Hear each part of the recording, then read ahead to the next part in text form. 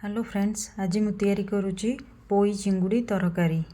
पोई शाग आम देह पाई बहुत भल अटे।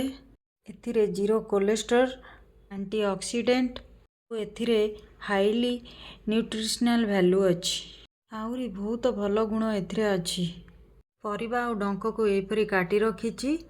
ता सहित शाग को मध्य एपरी काटी देइची। मसला को ऑलरेडी ग्राइंडिंग करी देइची। एटी मो सोरिष तेलर व्यवहार करुची। आपण माने अन्य तेल मध्य व्यवहार करि परिबे। पैन टी गरम होई गले रखिथिबा चिंगुड़ी को मो भल करी भाजी नेबी।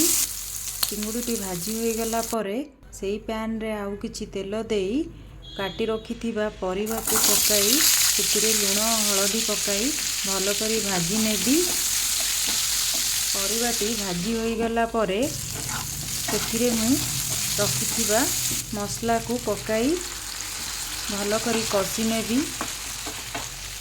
पैन को 5 ରୁ 7 मिनिट पर्यंत कवर करी मझिरे मझिरे चेक करी नेबी। मसला टी भल करी कषि होई गला परे काटी रखिथिबा पोई पत्र को सेतिरे पकाई 5 मिनिट पैन को कवर करी दबा। मसला सहित पोई पत्र को भल करी कषि पत्र नरम होई गला परे सेतिरे पानी देई तरकारी को फुटाई सेतिरे भाजी रखिथिबा चुंगुड़ी को पकाई तरकारी को फुटीबा को देबा और सेतिरे गरम मसला पकाई गैस रो फ्लेम को ऑफ करी दबा।